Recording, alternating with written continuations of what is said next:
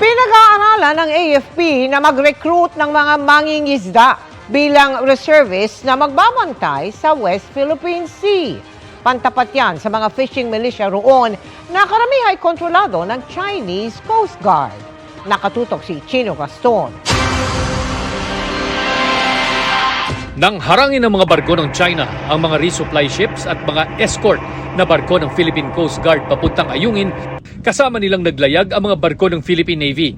Pero hindi raw nakialam ang mga barkong pandigma ng Pilipinas dahil hindi pa umabot sa puntong nanganib ang buhay ng mga Pilipino. Our Navy ships stayed back and just ready. Kung mag-escalate pa siya, we were ready to go in to provide assistance. Kasama sa mga nangharang at nagtangkang bumangga sa mga bangka ng Pilipinas ang dalawang barko ng Chinese Fishing Militia. 85% sila ng lahat ng fishing militia sa West Philippine Sea at kontrolado ng Chinese Coast Guard. Ang iba naman, fishing militia ng Vietnam at ibang bansa na may mga inaangkinding teritoryo roon. Sabi ng Pangulo, inaasang magkakasari ng kasunduan ng Pilipinas at Vietnam para palakasin ang maritime cooperation ng dalawa. Walang fishing militia ang Pilipinas, kaya balak na ring mag-recruit ng AFP na mga mangingisda sa Kalayaan Island para magbantay rin sa West Philippine Sea. Yung mga fisher folks natin ay gawin din natin mga reservists at tuturuan natin sila kung paano sila makakatulong sa pagdepensa ng ating bansa.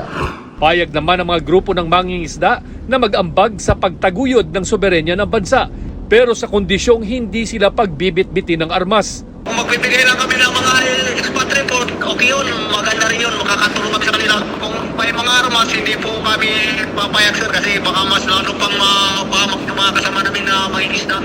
Umiiwas na raw muna ang mga mangingisda sa Kalayaan na lumapit sa mga barkong Chinese sa pangambang baka sila rin ay i-water cannon o di kaya'y tangkaing banggain gaya ng nangyari sa mga resupply ships sa Ayungin Shoal. Samantala, kita naman ang ilang unmanned aerial vehicles o UAVs ng AFP na tila nagsasanay sa himpapawid ng Puerto Princesa. Binili yan para tumulong sa pagbabantay sa ating mga dagat. Para sa GMA Integrated News, Chino Gaston, nakatutok, 24 oras.